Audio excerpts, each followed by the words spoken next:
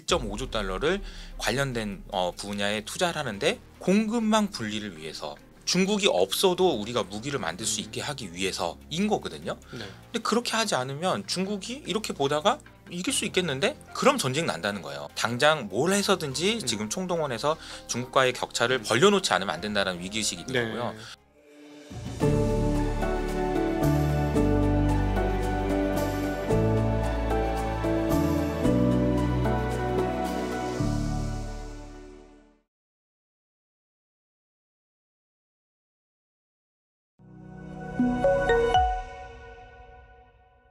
안녕하십니까. 증시각도TV 시청자 여러분, 투자 여러분 반갑습니다. 한국 최고의 경제 교사하면 누가 떠오르십니까? 저는 바로 이분이 떠오르는데요. 투자자의 경력을 가지고 교사가 됐다 이렇게 표현하는 게 크게 틀리진 않을 것 같습니다. 그래서 덕분에 사회적인 혜자가 더 커졌다, 사회적인 그 자산이 더 커졌다라고 저는 표현하는 게 맞을 것 같습니다. 오늘 모신 분 HS 아카데미의 이효석 대표님 모셨습니다. 대표님, 네, 어서 안녕하세요. 안녕하세요. 네. 소개를 너무 잘해주셔가지고 감사합니다. 실제 일이잖아.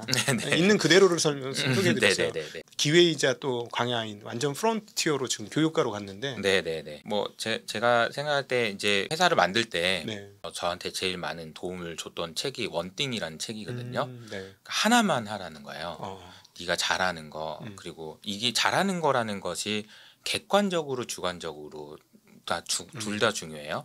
그래서 잘하는 거 하나만 하라는 거죠. 그리고 그것이 해결되면 나머지가 자연스럽게 되는 것, 이런 걸 얘기를 해가지고 저도 고민을 많이 했는데, 저는 HS 아카데미 뭐 다 이것도 할 수 있고 저것도 할 수 있지만 아무것도 하지 않고 교육만 한다, 네. 이런 생각으로 지금 하고 있긴 합니다. 사실 굉장히 큰 결단 아닌가요? 집안 식구들도 같이 동의를 해줬어야 되는데, 왜냐하면 굉장히 기름진 곳을 버리고 네네네. 진짜 저 필라델피아 동부에서부터 떠나가지고 지금 서부 개척을 하고 계신 것 같은데. 뭐 글쎄요, 제가 이제 최근에 이제 뭐 강의, 오프라인 강의도 많이 하고 있는데요. 이제 강의를 들으러 오시는 분들의 이렇게 이야기를 들어보면 이런 말씀을 많이 하세요. 아, 내가 지금은 괜찮은데 곧 은퇴를 해야 될 것 같다, 혹은 은퇴를 당할 것 같다, 이 말씀을 많이 하시고, 그래서 내가 할 수 있는 것이 무엇인지 생각을 해봤는데, 아, 이제는 치킨집을 차리는 거는 이제 못하는 거 아니냐, 이미 포함돼.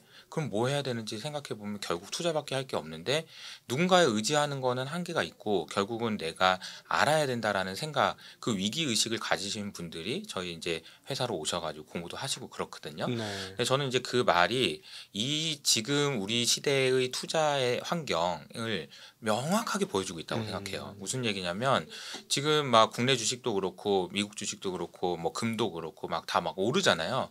그러니까 막 포모가 온단 말이에요. 그 포모의 근본 원인이 무엇일까라고 생각해보면 두려움인 거잖아요. 맞아요. 뭐가 두렵죠? 기회를 잃을까 봐 두렵잖아요. 근데 진짜 두려운 건 뭐냐면, 내가 이제부터 향후 몇 년 안에 그런 일이 벌어질지 모르겠으나 노동을 통해서 돈을 벌어들이고 그 돈으로 자산을 살 수 있는 기회가 없어질 수도 있다라는 두려움이에요. 맞아요. 이거는 그냥 그 직관인 거예요. 사람들이 감이 있는 거예요. 오고 있는 거예요. 어마어마한 폭풍처럼 이렇게 파도처럼 오고 있는 거예요. 그 지금 미국에서는 그런 이야기가 정말 매일매일 들린단 말이에요. 우리나라는 지금 노조라는 방패 때문에 파도가 지금 막혀 있는 것일 뿐이지 민감한 사람들은 알고 있는 거예요. 회사 내에서 내가 어떠한 기여를 못하고 있다는 걸 알고 있는 거고, 그러면 내가 노조 때문에 회사를 다니고 정년까지 있을 수 있다는 건 알고 있지만, 이미 내가 어떤 기여를 못하고 있다는 생각, 이러면서 이제 점점 나 그러면 난 뭐 해야 되지? 이 생각으로 이어지게 되고, 저는 이게 굉장히 구조적인 요인이라고 생각합니다. 네. 누구보다도 지금 AI 툴을 잘 쓰고 계시고 그 변화 중심에 AI가 있다라고 말씀하셨어요. 실제로 체감하는데 어느 정도 수준인지요? 뭐 글쎄요, 이제 뭐 AI를 뭐 저는 이제 안 쓰면은 이제 일을 못하는 수준이 된 것 같고요. 그리고 그뿐만 아니라 사실 제가 AI를 쓰는 것보다 저는 이런 질문을 우리가 해봐야 된다고 생각하는 게요. 우리 지금 삼성전자 좋고 하이닉스 좋고 다 좋잖아요. 근데 왜 좋죠? 저 끝에 가다 보면 뭐 엔비디아의 TSMC의 뭐에 이게 나오지만 결국 마지막에는 샘 알트만이 나와요. 오픈 AI가 만든 버블이에요 지금. 누가 말해도 이거는 오픈 AI가 만든 거라는 거죠. 그 월스트리트저널에서 어제 오픈 AI 샘 알트만에 대한 심층 보도가 나왔습니다. 그 보도를 보면은 정말 인상적이에요. 왜 젠순왕도 리사수도 음. 다 샘 알트만한테 속은 걸까? 아니면 뭘 보여준 걸까 도대체? 그러니까 이 질문을 해보셔야 되는 거예요. 예. 처음에 손정희 회장이 그리고 젠슨 왕이 그리고 그 많은 사람들이 브로드컴 뭐 AMD 모든 그 CEO들이 저 오픈 AI 그 샘 알트만을 만나고 나서 도대체 뭘 봤길래 네. 이런 말도 안 되는 투자를 하는 거냐? 우리가 보기에는 와 이런 걸 한다고? 이렇게 엮여가지고 나중에 어떻게 되려고? 이러면서 이제 그 월스트리트저널의 기사의 마지막 말면에 이런 표현이 써 있는데 오픈 AI는 이제는 too big to fail이 됐다. 얘가 망하면 미국이 망하는 거고 이게 미국이 망할 정도라고 생각할 정도로 모든 게 다 엮여져 있어 버린다. 그런 네. 얘기가 나올 정도로 샘 알트만이 이야기 던진 공이 굉장히 크죠. 네네. 뭘 보여줬을까 이런 생각인 거죠. 근데 제가 어제 이제 그 실리콘밸리에서 테슬라에서 이제 한 3년 일하다가 그러니까 이제 그만두시고 잠깐 이제 저희 한국 오신 분 인터뷰를 했는데 그분이 이런 질문을 하시더라고요. 일론 머스크가 어떻게 그렇게 놀라운 퍼포먼스를 낼 것 같으세요? 네.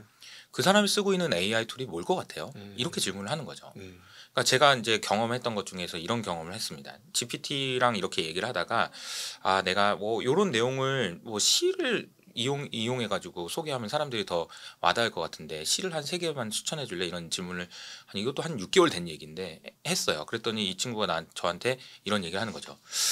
이런 시가 있는데 이게 HS 아카데미의 비전과도 어울리는 것 같습니다. 이런 얘기를 하는 거죠. 이게 학습이 많이 되어 있구나. 네. HS 아카데미에. 그래서 제가 물어봤죠. 어. 네가 그걸 어떻게 아냐? 얼마 전에 HS 아카데미의 앞으로의 미래 비전에 대해서 저랑 같이 얘기하셨잖아요. 그거랑 너무 맞닿아 있지 않아요? 이런 부분이 맞닿아 있는 것 같아요. 이런 얘기를 하는 거죠. 소름이 돋는 거예요. 그래서 제가 느낀 거는 그런 거죠. 이게 내가 쓰고 있는 AI 툴보다 지금 30만 원짜리 더 좋은 거잖아요. 네. 근데 그거를 쓰고 있을까요? 샘 알트만이? 그리고 뭘 봤을까요? 그 사람들이? 그러니까 뭐 AGI 비슷한 거 보여줬겠구나.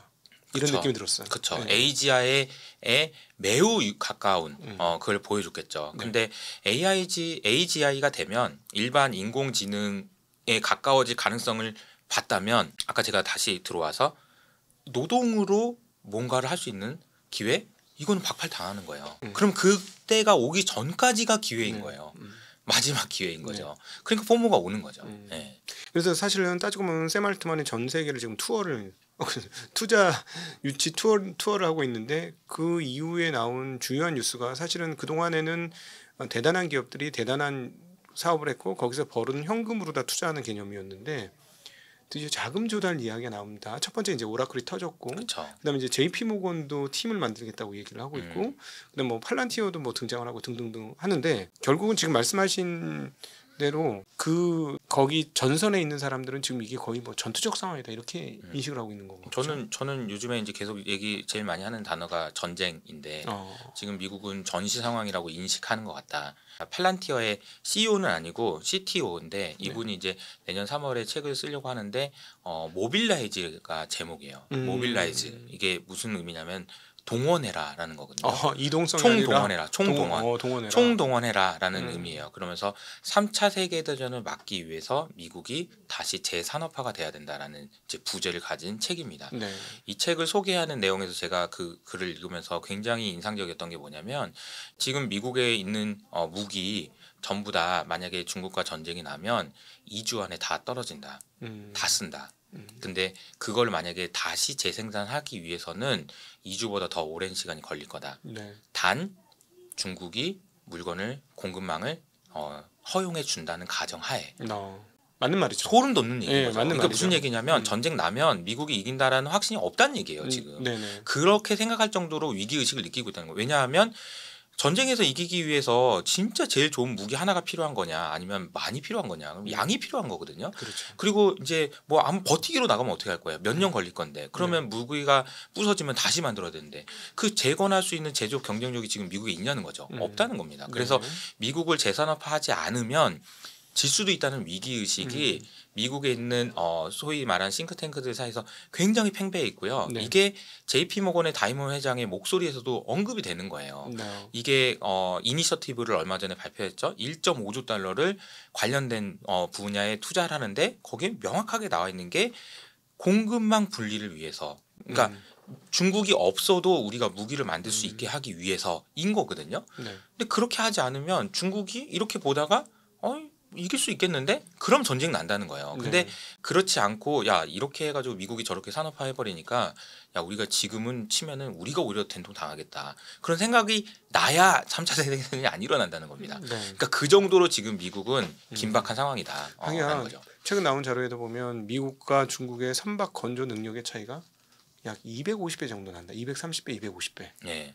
정말 깜짝 놀랄 만한 뉴스죠. 그러니까 저는 이게 그러니까 시간이 지나면 어떻게 될 것인가 또 고민해봐야 돼요. 지금 현재 상황도 중요하지만 중국이 이렇게 가는 방향이 미국의 가는 방향과 기울기가 만약에 중국이 더 가파르다면 이건 또 문제가 또 심각한 거잖아요. 네. 그래서 미국 내에서 스스로 느끼고 있는 위기의식이 상당하다라는 생각, 그 인식이 되게 중요한 것 같고요. 네. 그래서 그 돈들이 풀린 돈이나 아니면은 전쟁이기 때문에 어쩔 수 없어 이런 식으로 나오는 그런 돈들의 방향은 공급망을 분리하고 그리고 AGI를 빨리 가는 그 방향으로 지금 그냥 완벽히 초점이 맞춰져 있다. 예, 우리 투자 방향성도 너무 명확하다 이렇게 볼 수 있는 거죠. 그러면 이 전시 상황이라고 표현하면 사실 금융 쪽으로 넘어와서 생각을 해보면 전시나 이런 상황들을 되면 통화 가치나 이런 것들이 급격하게 흔들리잖아요. 근데 지금 뭐 우리는 전쟁이 안 났으니까 부분적인 국제전들은 몇 개 터졌습니다만 전쟁이 났다고 인식을 안 하는 사이에 사실은 통화 가치는 지금 엄청나게 빠지고 있거든요. 이거 개인들이 노동을 하는 개인들이 너무 열의에 있는 것 같은데 어떻게 대응을 해야 할까요? 통화 가치가 하락하는 거는 크게 보면 두 가지 이유 때문이라고 생각합니다. 그동안 이제 우리가 투자를 하면서 많이 느꼈던 통화 가치 하락은 통화량의 증가죠. 그래서 M2 증가율 같은 거 봤잖아요. 근데 지금 그게 아주 중요한 게 아니에요. 네. 제가 보기에는 통화량이 늘어났기 때문에 화폐 가치가 하락하는 게 아닙니다. 네. 제가 보기에는 통화의 자체에 대한 신뢰가 깨지면서 통화 가치가 하락하고 있는 거예요. 그래서 이거를 우리는 다른 표현으로 디베이스먼트라고 표현하는 거고 디베이스먼트는 그냥 통화량이 늘어나서 그런 게 아니에요. 그냥 화폐의 신뢰가 약해지고 있다라는 거죠. 달러 자체에 대한 신뢰가 약해지는 너무 많이 말이 들었지만 이게 지금 금가격으로 여러 가지로 반영이 되고 있는 구간이다라고 보는 게 맞는 것 같고요. 그래서 제가 이제 사실은 지지난주에 영국의 영란은행에 가족들이랑 여행 갔다가 영란은행도 한번 가봤거든요. 그러면서 영란은행의 역사를 이렇게 쭉 보다 보니까 굉장히 재밌는 이야기가 있었어요. 그게 뭐냐면 1900년대 초반에 전쟁이 있었잖아요. 네. 1차 세계대전이 있었습니다. 근데 그 당시의 기사를 파이낸셜 타임즈가 기사화했는데 그 기사가 103년 후인 2017년에 정정돼요. 내가 거짓말했다 그때. 103년 전에. 뭔데? 전쟁 났을 때 영국에서 돈 빌려달라고 하니까 귀족들이나 이런 사람들이 그래도 영국이 이길 거라고 생각했는지 돈을 100억 빌리러 나갔는데 100억 다 빌려줬다. 근데 거짓말이었다. 100억을 못 빌렸나? 네, 못 빌렸죠. 뭐 10억, 20억 빌린 것 같아요. 나머지 80억은 어떻게 했는데 뭐 안 나와 있습니다.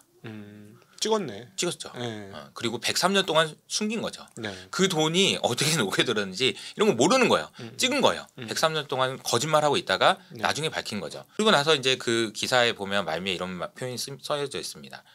한 나라의 국가 부채 그리고 화폐의 가치를 지키는 것은 매우 어려운 헤라스클레스급 과업입니다. 엄청 어려운 겁니다. 특히 전쟁 시에는 더 그렇습니다. 라는 얘기인 거죠. 그럼 왜 그런가라고 생각을 해보면 전쟁 시에 왜 화폐의 가치를 지키기가 어렵냐? 이기는 게 중요하기 때문이에요. 총동원을 해야 되는 거죠. 총동원을 해야 되기 때문인 거예요. 총동원해야 되니까 지금 연준에서 인플레이션 이게 중요한 게 아니라는 거예요. 파월의 얘기가 왜 뉴스화가 안 되는지 우리는 봐야 되는 거예요. 파월이 얘기하는 게 지금 듣고 싶지 않은 거예요. 관심이 없어요. 지금 인플레이션이 일시적이든 아니든 그게 중요한 게 아니라 지금은 당장 뭘 해서든지 지금 총동원해서 중국과의 격차를 벌려놓지 않으면 안 된다는 위기의식이 있는 거고요. 여기서 이제 말하면 화폐의 가치의 근본적인 그 가치, 화폐가 왜 가치가 있는지를 말해주는 근본적인 힘이 무엇인지를 알려주는 사례가 또 있더라고요. 1940년에 노르웨이에서 사실은 이제 1930년대에 이미 영란은행에서는 근본이자 못한다. 우리 금 없다. 사실 뭐 미안하다. 어쩔 수 없다. 뭐 이러면서 이제 이미 다 근본이자 안 했어요. 근데 노르웨이에서 1940년에 영국으로 야 우리 금 좀 맡아줘. 라고 하면서 금을 이동시키는 막 전투 작전 같은 걸 해요. 그래서 노르웨이에 있는 금이 대거 영국으로 이동돼서 지금도 영란은행에 있습니다. 이걸 이제 우리가 어떻게 해석을 해야 되느냐 이렇게 생각을 해보면 노르웨이가 왜 옮겼을까요? 지금 히틀러가 쳐들어온다거든요. 네. 히틀러가 쳐들어오면은 노르웨이는 금부터 가져가는 거거든. 금부터 가져갈 거가 뻔하고 노르웨이 입장에서는 히틀러한테 지면은 금 다 뺏기고 우리는 아무것도 없는 게 되니까 그나마 믿을 수 있는 영국에다가 갖다 준다라는 거거든요. 여기서 제가 말씀드리고 싶은 거는 전쟁에서 이겨야 화폐고 뭐고 의미가 있는 거지. 전쟁에서 지면 끝이다. 이런 얘기예요. 네. 네. 네. 그러니까 저는 이런 맥락에서 생각해 보면 지금 이 시대의 흐름이 어떻게 되고 있는지에 대한 판단을 하시는 데 도움이 되지 않을까 생각합니다. 그러니까 그 어떤 전쟁이라는 단어로 세상을 조금 보니까 현재 상황들이 또 다른 국면에서 이해가 되는 부분이 있는 것 같습니다.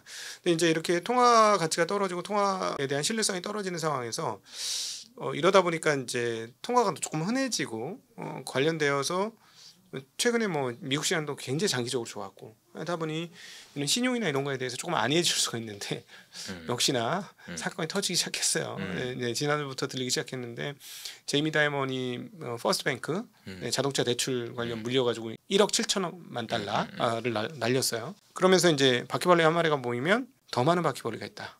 분명히. 시스템 리스크가 지금 등장하기 시작한 거니까 조심해야 된다라고 하는데 우리 이 대표님께서 생각하시는 지금 현재 우리가 생각해봐야 될 보이지 않는 위험이나 리스크는 어떤 게 있을까요? 첫 번째로 말씀드려야 되는 거는 2008년 금융위기가 터졌을 때는 은행이 문제가 됐다는 겁니다. 그렇죠. 그리고 은행이 문제가 됐기 때문에 그 이후로 은행에 대한 규제는 굉장히 타이트하게 진행을 했어요. 네. 그래서 이번에 만약에 위기가 온다면 은행 때문에 문제가 생기지는 않을 거라고 생각합니다. 네. 이건 저뿐만 아니라 모든 연준을 포함해서 모든 중앙은행이 다 그렇게 생각해요. 그럼 어디서 문제가 생기냐? 은행 말고 딴 데서 문제가 생긴다는 거죠. 네네. 왜냐면 은행을 조였기 때문에 다른 데서 이제 문제가 생긴다는 은행은 거거든요. 뭐 이제 건전성을 유지할 수밖에 없다. 쪼여놨으니까. 그렇죠. 네. 그리고 이제 딜에버리징도 많이 해가지고 은행에서 문제는 안 돼요. 네네. 물론 작은 은행은 망할 수 있죠. 근데 그거 JP 모건이 그냥 손쉽게 사면 돼요. 그거는 문제가 아니에요. 근데 이제 문제가 되는 거는 지난주에 IMF에서도 금융안정 보고서가 나와서 그 내용을 살펴보면 이게 문제예요. 넌뱅크가 뭐죠? 증권, 보험, 네. 그리고 연기금 네. 이런 기관들입니다. 그리고 사모. 펀드, 사모 신용. 사모 그러니까 신용. 다 이제 우리가 실제로 은행에서 관리되지 않는 사모 신용에서 문제가 생길 수 있다. 이런 네. 얘기예요. 그리고 이런 사모 신용의 형태가 서브프라임과 닮아 있다. 왜냐하면 이 안에서도 어떻게든 레버리지를 하기 위해서 다른 상품들을 만들어냈을 거니까요. 그래서 이제 서브프라임 얘기가 나오니까 2008년 생각이 딱 나죠. 네. 근데 저는 아직 멀었다고 생각합니다. 어허. 이게 문제가 되기에는 왜 그런 생각을 하냐면 네네. 첫 번째로 어제 뱅크 오브 잉글랜드 영란은행 총재가 이런 얘기를 했습니다. 이거 지금 사모 신용 문제 이거 2008년하고 너무 비슷한 냄새가 난다. 이런 얘기를 했어요. 이런 얘기를 중앙은행 총재가 했습니다. 이거는 이제 꽈서 보면 이렇게 생각하셔야 되는 거죠. 만약에 진짜로 금융위기 같으면 저런 얘기를 할 수 있나? 그 사람이 금융위기 다 겪어본 사람인데 그렇지. 그런 얘기를 절대 못해요. 네네. 그거 아니란 얘기죠. 관리 가능한데 이걸 어느 정도 이제 니네들 물려있는지 확인해 보기 위해서 우리가 지금부터 비공개도 중요한데 스트레스 테스트를 다 해볼 거야. 연기금 니네 지금 얼마나 물려 있는 건지 이거 지금 까야 되니까 네. 까야 되는 거 이거 물려 있는지 다 물어볼 거고 확인해 볼 거야라고 얘기를 했거든요. 그러니까 아직까지는 관리 가능한 수준이다라고 네. 생각할 수 있는데 문제가 터진다면 여기서 터진다라고 생각할 수 있는 거죠. 그럼 문제가 언제 터질 거냐? 네. 돈이 안 들어올 때 터지겠죠. 그러니까 연금에서 문제가 될 때 만약에 우리 국민연금에서 아까 말씀하셨던 그런 안 좋은 회사들 사기치는 회사들은 당해가지고 손실이 났어요. 근데 돈이 계속 들어와. 그럼 문제가 안 됩니다. 네네. 문제가 되기가 어려워요. 계속 들어오니까. 네네. 그러니까 녹여져요 손실이. 어디서든 녹아요. 돈이 들어오기만 녹아요. 하면. 네. 네. 근데 지금은 그 계속 돈이 들어오고 있는 구간이고 그걸 용인해주고 있는 구간이잖아요. 그래서 이게 지금 이제 문제가 되는 부분들을 이제 도려내고 잘라내고 바퀴벌레 잡고 약치고 뭐 이렇게 하는 과정에서 노이즈들은 있겠으나 네네. 이거가 이제 정말 뭐 지금 당장 뭐 1, 2년 안에 문제가 돼서 하기에는 이게 문제가 이것도 역시 마찬가지로 too big to fail인데 네. 너무 문제가 커져버린 것 같아요. 그걸 막기 위한 조치들도 상당히 많이 있을 것 같고요. 네. 근데 어찌되었건 그 지금 중요한 포인트 하나 잡아주셨는데 메인 뱅크 그러니까는 금융권에서의 주요한 플레이어들에는 문제가 크게 발생할 것 같지 않다. 근데 우리가 모르는 지금 안 보이는 영역에서 문제가 발생할 수 있다라는 거고 아마도 그것은 그 은행 외에 다른 뭐 제2, 제3 금융권 또는 뭐 그림자 금융, 사모 이런 쪽에서 문제가 발생할 수 네. 있다라는 거죠. 그래서 잘 보셔야 되는 뉴스 중에 하나가 연초에 나왔던 건데 트럼프 대통령이 갑자기 401k에서도 PEF에 투자할 수 있게 해준다라는 게 나와요.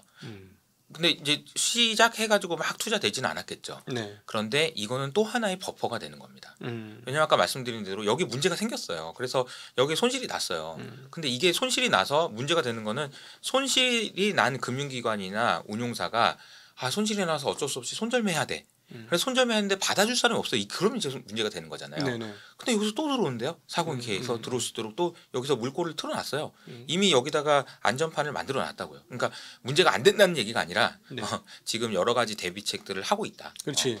돈이 들어오면은 그 돈으로 계속 돌릴 수 있는 거죠. 운전 자금으로 계속 그쵸. 돌릴 수 있는 거지. 잘라낼 네. 거 잘라내고 네. 계속 돌리면 네. 된다라는 생각이신 것 같아요. 그 사이에 뭔가 다른 데에서 돈을 좀 벌면은 조금씩 메꿔 넣을 수 있고 깨지는 거는.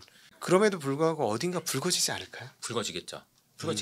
예, 그 붉어지고 그런 거를 노이즈 삼아서 이제 여러 가지 이슈들이 생기겠죠. 근데 이게 판을 깨가지고 증시의 상승의 그 궤적을 상승세를 꺾을 정도냐 그건 아니라는 겁니다. 그러면 반대로 이런 기회는 요거는 기회가 될 수 있겠다라는 생각도 드는 거죠. 역으로 보면 어쨌든 신용 문제가 어떤 식으로든 발생했고 바퀴벌레가 보였으니까 연준은 지금처럼 소위 말하는 너무 긴축적이다라고 표현했는데 이 긴축 사이클을 현재 상황을 유지하기가 쉽지 않지 않을까? 그렇죠.